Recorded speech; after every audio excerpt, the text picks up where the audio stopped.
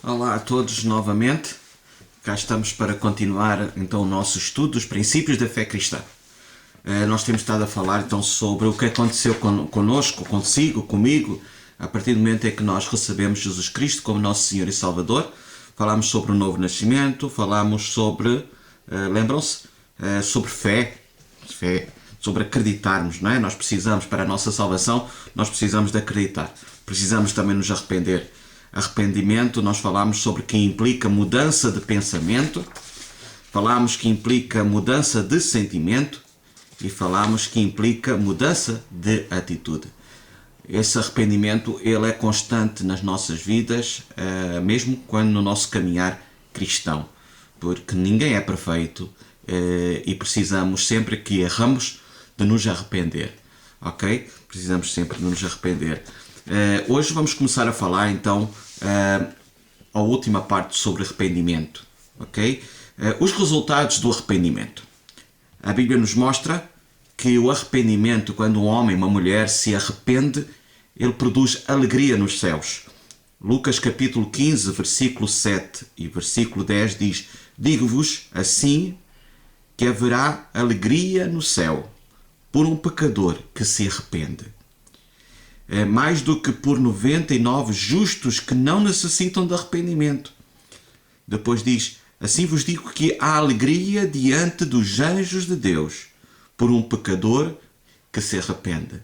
Há alegria no céu. Fazem uma festa quando um homem e uma mulher se arrependem dos seus maus caminhos. Quando um homem e uma mulher se arrependem dos caminhos errados, se arrependem do que realizou de errado, pensamentos errados, ou até mesmo de não ter feito o que devia ter feito. Sabem? Que por vezes nós erramos porque devíamos ter feito alguma coisa correta e não fizemos. Em segundo lugar, o arrependimento produz refrigério no interior da pessoa, na sua vida, por causa do perdão dos pecados. Atos capítulo 3, versículo 19 diz: arrependei-vos, pois, e convertei-vos, para que sejam apagados os vossos pecados e assim venham os tempos de refrigério pela presença do Senhor. O pecado, ele nos distancia de Deus. O pecado nos prejudica. O pecado causa em nós peso. E por causa do arrependimento, de pedirmos a Deus e pedirmos perdão e nos reconciliarmos com quem temos que nos reconciliar, caso seja necessário isso, vai trazer refrigério, leveza na nossa vida. E a presença do Senhor se tornará cada vez mais à vontade na nossa vida. Ok? Em terceiro lugar, o arrependimento, ele traz a presença do Espírito Santo na nossa vida. Diz o texto em Atos capítulo 2, versículo 38. Arrependei-vos. Outra vez o arrependimento. Arrependei-vos. E cada um de vós seja batizado em nome de Jesus Cristo para perdão dos vossos pecados. E recebereis o dom do Espírito Santo. Sabem, nós recusarmos o arrependimento impede a presença, a manifestação do Espírito Santo na nossa vida. Quando uma pessoa está em pecado, o Espírito Santo fica como que atrofiado, sem liberdade de agir. É como se ficasse metido num canto da nossa casa em que não tem possibilidade de sair daquele lugar. Porquê? Porque já ocupámos a nossa casa com pecado. Não podemos viver assim. Como cristãos devemos dar todo o espaço para o Espírito Santo. E se pecamos, devemos logo varrer a situação, devemos logo resolver a situação, para que a nossa casa possa fluir, cheirar o Espírito Santo, fluir a presença de Deus na nossa vida. Ok? A Bíblia fala também arrependimento das obras mortas. Arrependimento das obras mortas. Mas o que é isso de obras mortas? Pois eu vou explicar, está bem? Vamos lá ver. Então, o que são obras mortas? Hebreus, capítulo 6, versículo 1 e 2, nos mostra o que é que são as obras mortas. Desculpem lá, fala sobre as obras mortas, né? Diz assim: pelo que deixando os rudimentos da doutrina de Cristo, prossigamos até à perfeição, não lançando de novo o fundamento do arrependimento das obras mortas. Bem, as obras mortas são aquelas que produzem morte na nossa vida, que produzem mal na nossa vida, que nos afastam de Deus. As obras mortas nos afastam de Deus. Nós já vimos que a morte está muito ligada na Bíblia com a morte espiritual, o afastamento de Deus, a separação de Deus. Bem, a pessoa, o cristão, que permanece no pecado, ela vai afastar-se de Deus. Ela vai deixar que o pecado vai ficando na sua vida e Deus não tem possibilidade de continuar ali. Então, nós devemos afastar da nossa vida tudo que tem a ver com as obras mortas.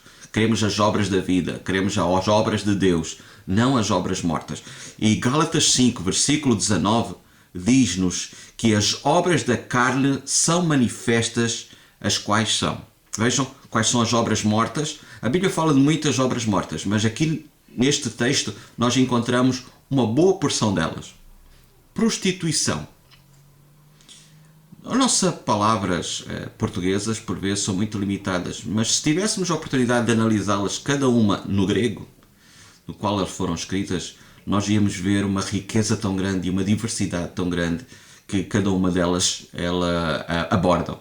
Então, as obras da carne são prostituição, impureza, lascívia, idolatria, feitiçarias, inimizades, porfias, imolações, iras, pelejas, dissensões, heresias, invejas, homicídios, bebedices, glutonarias e coisas semelhantes a estas, acerca dos quais declaro, como já antes vos disse, que os que cometem tais coisas não herdarão o reino de Deus. Aqueles que cometem estas coisas e outras coisas mais que estão dentro destas palavrinhas que no grego são mais claras e mais amplas, não herdarão o reino de Deus. Vejam, a idolatria. A idolatria é a adoração das imagens, das estátuas, dos amuletos que Deus proibiu em Êxodo. Falou sobre isso. As imagens. Né? E quando falamos de idolatria, por vezes o eu está acima de Deus. Então nós estamos a idolatrar-nos a nós próprios. Não é? Quando eu estou acima de Deus, quando a família está acima de Deus, nada pode ocupar o primeiro lugar na nossa vida. Deus tem que estar em primeiro lugar. Feitiçaria, por exemplo, o espiritismo, consultar os mortos, os horóscopos. Não é? Sabia? Grande parte dos cristãos, e enquanto eu falo cristãos em Portugal, eu falo das mais diversas redes, vertentes, ramos do cristianismo em Portugal, dos quais o principal, nós já sabemos qual é, consultam os horóscopos nas revistinhas, não é? Vamos lá ver o que é que diz a respeito do meu signo. Não é? Os médiuns, as sinas, e Deus condenou tudo isso. Se Deus condena, é porque nós, como cristãos, não devemos consultar e fazer isso. Ser infiel a Deus nas mais diversas áreas é obras mortas. Quem é infiel a Deus, como é que herdará o reino dos céus? É complicado, não é? Então temos que ser fiéis.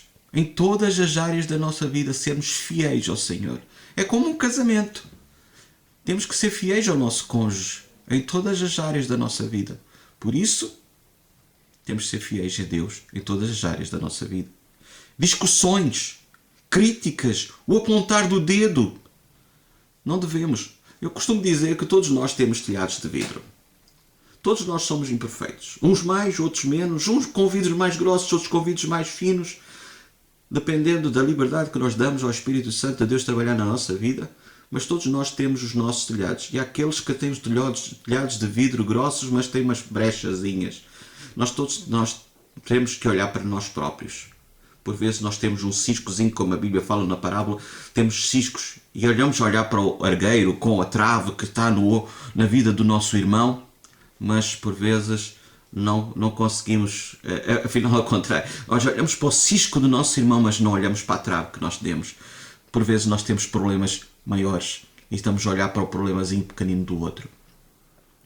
Se nós temos discussões críticas e andamos nessa do apontado de dedo, nós não devemos fazer.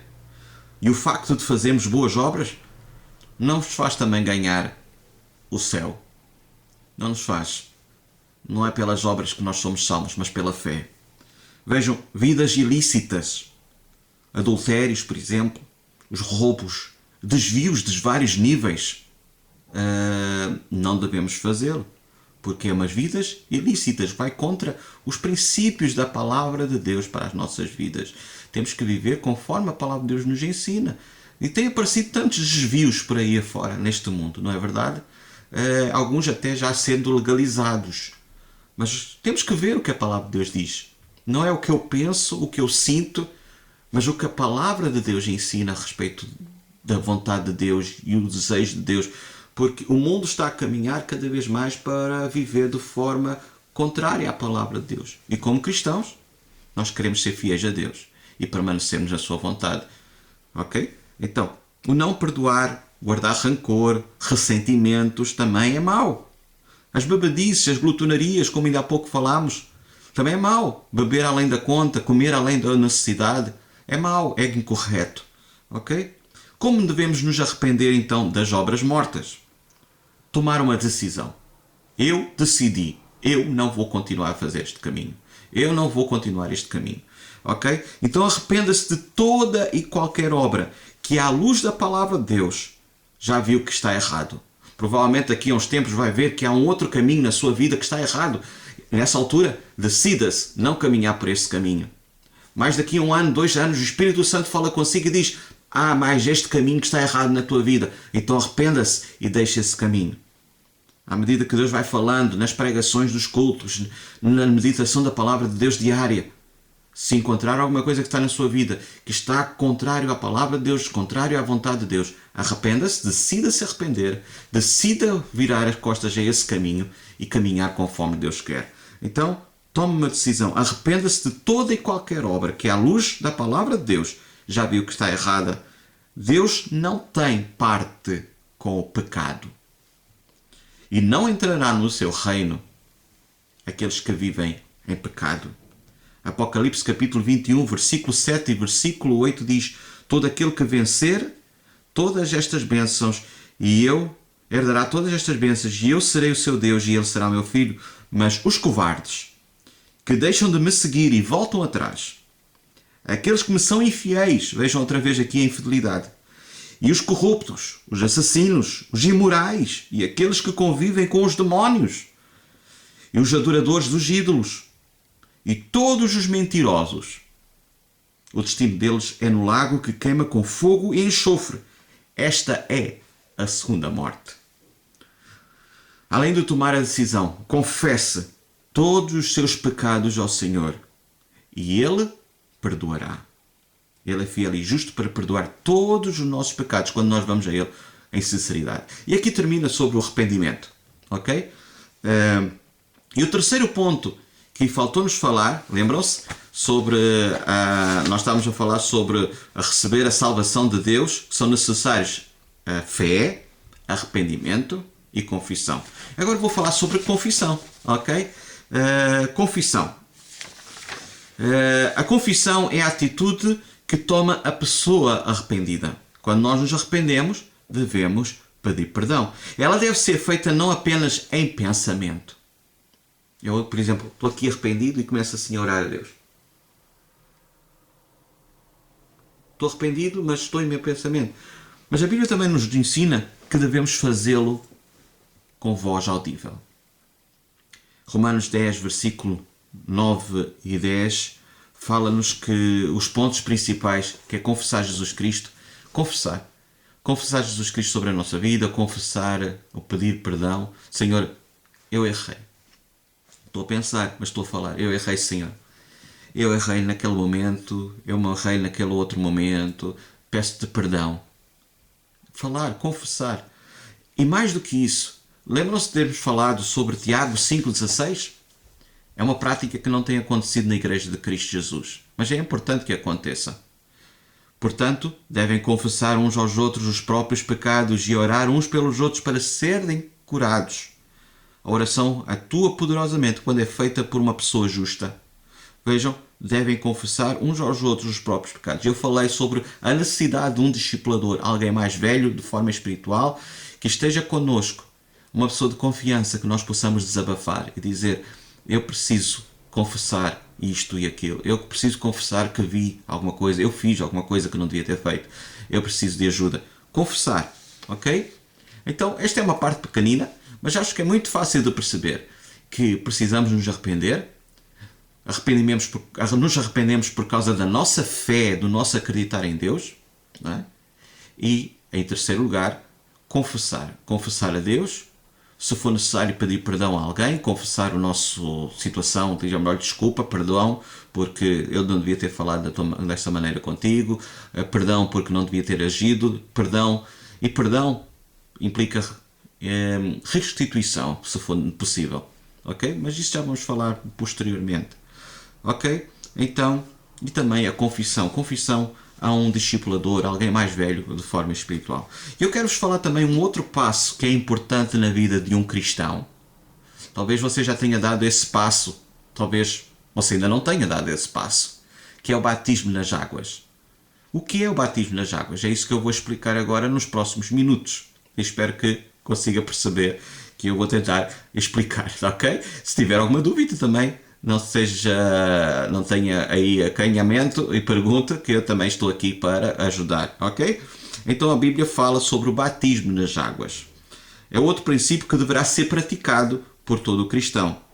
Simboliza a nossa morte para o reino das trevas e o nosso novo nascimento para o reino de Deus. Então, para entrar no reino de Deus, a Bíblia nos ensina que é necessário nascer de novo. E o batismo nas águas simboliza esse nascimento, ok? Hebreus capítulo 6, versículo 1 e 2 fala, portanto, procuremos ser adultos e deixemos esses ensinamentos mais simples. Não vamos agora começar outra vez com os princípios fundamentais da doutrina, tais como necessidade de arrependimento, abandono das obras inúteis ou obras mortas, fé com Deus, doutrinas acerca do batismo e vai por aí fora. Ou seja, os fundamentos da fé aplica também as doutrinas acerca do batismo. Aqui Paulo está a falar, nesta carta aos Hebreus, está a falar para irmãos mais maduros na fé, que ele dizia, eu estou a precisar novamente de vos falar sobre os princípios básicos da fé.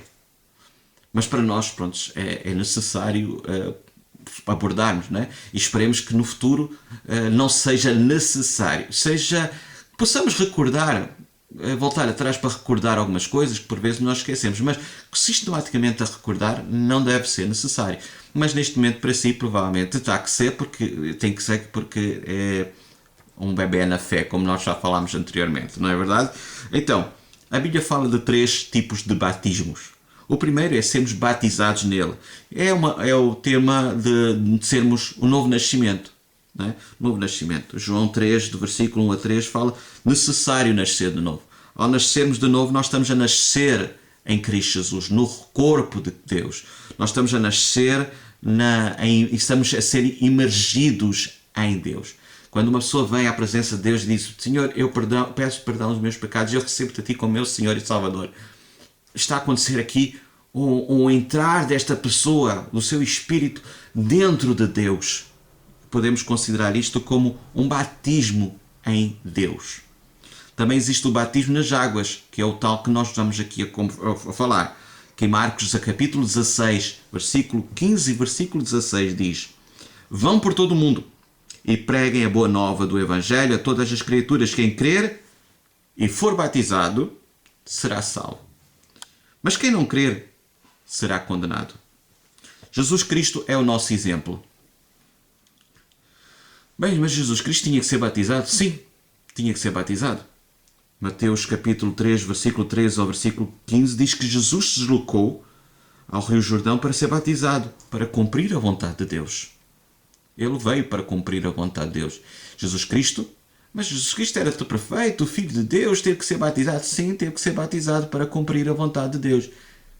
E você também deve ser batizado para cumprir a vontade de Deus. Jesus então é o nosso exemplo. A partir de Atos, nós encontramos que o batismo nas águas tornou-se também a ser prática da vida da igreja.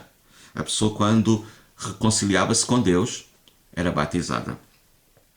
Então, o batismo nas águas simboliza a nossa morte para tudo o que é mundano, tudo o que é das trevas, para vivermos somente para agradar a Deus. Uma pessoa, quando se submete ao batismo, está a dizer, sim, eu quero ser batizado, eu quero morrer para tudo o que é do mundo, das trevas, eu quero viver uma nova vida para Deus.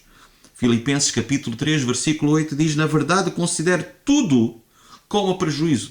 Tudo aquilo que ele vivia nas trevas anteriormente, em comparação com o maravilhoso conhecimento de Jesus Cristo, meu Senhor. Por causa dele desprezei tudo, abandonei tudo, para ganhar Cristo e estar bem unido a Ele. Considero tudo isso como lixo. Uma pessoa, quando considera o mundo, a maneira de viver anterior como lixo, as trevas, ele diz: eu quero passar por uma nova vida, e eu sujeito-me ao batismo nas águas. Temos também o batismo com o Espírito Santo, que está mencionado em Atos 3. Aliás, Atos 2, tá? Atos 2. Este batismo com o Espírito Santo ele foi prometido em Joel, no livro de Joel do Antigo Testamento. E no dia de Pentecostes, o Espírito Santo desceu sobre a terra para habitar dentro de cada homem, de cada mulher que decide caminhar com Deus. Então, de uma forma mais ampla, vamos falar sobre o batismo nas águas, ok? Mateus 28, 19, é um texto muito bom, como todo o texto da Bíblia, mas este texto fala sobre a grande comissão e de por todo o mundo fazer discípulos de todas as nações, batizando-as em nome do Pai, do Filho e do Espírito Santo. Então o batismo destina-se a todos os cristãos que foram ganhos através da grande comissão. Jesus Cristo não somente ordenou, deu a ordem que o discípulo fosse batizado, mas também que ele próprio se submetesse a ele. Ok? Ele próprio, Jesus Cristo, se submeteu ao batismo. Ok? Então, o batismo é submergir. É quando... como é que é feito o batismo? A pessoa, ela é imergida em água. Ela é imergida. Eu vou tentar vos mostrar aqui as imagens que eu tenho no meu caderninho, né? Aqui a pessoa está-se a submeter ao batismo, né? Batizado, submergida, né? A segunda imagem, né? E nasce para uma nova vida. É como se nascesse para uma nova vida. É como se tivesse a ser gerado novo nascimento. Espero que tenham conseguido ver as imagens, né? As tecnologias são muito boas, mas eu ainda não domino muito bem de forma a conseguir pôr isto muito melhor. Mas procuro fazer o melhor. Ok? Então o batismo na água simboliza a nossa morte para o reino das trevas e o nosso novo nascimento para o reino de Deus. Para entrar no reino de Deus é necessário nascer de novo. E esse nascimento é simbolizado pelo batismo. Vejam, a igreja primitiva começou a praticar e a pessoa era logo batizada a partir do momento em que recebia Jesus Cristo como seu Senhor e Salvador. Vemos o caso do eunuco, que estava a conversar na carruagem, que ele estava a caminho da Etiópia, e Filipe estava ali a conversar com ele, a explicar-lhe a palavra de Deus no caminho, e ele o eunuco mandou parar o carro e perguntou: o que é que me impede então de ser batizado? Está aqui água, o que é que me impede? Então o Filipe disse: nada te impede, se tu reconheces que precisas de Deus, de Jesus Cristo na tua vida, bora lá ser batizado. E Filipe batizou o eunuco foi para a Etiópia e a história nos relata que surgiu ali uma igreja maravilhosa. Eu acredito que Deus olhava para aquela igreja e tinha grande prazer. O homem que foi batizado seguiu o seu caminho, né? E Deus colocou o Filipe no caminho dele. Então é importante. Ele recebeu Jesus Cristo no seu coração, na sua vida, nasceu de novo, foi logo batizado. Assim que houve água, foi logo batizado. Outros exemplos que nós temos na Bíblia, em Atos 2, nós vemos a conversão de quando Pedro falou, 3.000 decidiram seguir Jesus Cristo, foram logo batizados. Em Atos 16, versículo 30 ao versículo 34, fala do carcereiro. Quando Paulo foi liberto, o carcereiro de Filipos, não é? Ele foi logo batizado. Foi logo batizado de seguida. Crispo, o principal da sinagoga de Corinto, quando recebeu Jesus Cristo, foi logo batizado. A prática da igreja primitiva era, a pessoa aceitou Jesus Cristo, era logo, imediatamente, o mais rapidamente possível, batizado. Ao ser batizado com Cristo, ao batizado em Cristo, ser batizado nas águas, eu uno-me a Cristo. Ok? Nós, os crentes, em Cristo Jesus, devemos seguir as pisadas do nosso Mestre e dar também este passo de obediência. Se ainda não teve a oportunidade de ser batizado, deixe-me dizer aqui esta pequena e última palavra. Decida-se ser batizado. Mas disseram-me que tinha que ser no rio, tinha que ser na praia, tinha que ser assim. É onde houver água. Pode ser numa banheira, pode ser numa piscina, pode ser aonde houver água. E como diz a palavra batismo, ficar submerso. É o simbolismo. A Bíblia está cheia de simbolismos e um dia, no céu, vamos entender muito mais sobre este simbolismo do que hoje nós conseguimos entender aqui na Terra. Não tenha medo, seja obediente à palavra de Deus. Se já foi batizado, deixe-me aqui dizer, mas fui batizado porque, por exemplo, meu amigo foi batizado, eu também queria ser batizado com ele. Por causa da pressão dos meus pais. Eu fui batizado por causa que obrigaram-me. Fui batizado por causa disto, mas tomou esse passo sem a devida consciência do passo que estava a tomar. Eu vou arriscar a dizer o seguinte: decida de coração ser batizado. Porque neste momento você com certeza já tem noção do verdadeiro passo que simboliza o batismo. Mesmo que tenha sido batizado há 2, 3, 4, 50 anos atrás, não interessa. Mas tomou sem saber o que estava a fazer. Diga, eu agora quero ser batizado, porque eu agora sei, eu percebo que passo é que estou a tomar. Não vou batizar como uma Maria que vai com as outras, a Maria que vai atrás das outras, ou o Manel. Não, eu quero batizar-me porque realmente eu decidi, eu sei o que é que estou a fazer. Então fala com o seu pastor, fala com o seu líder.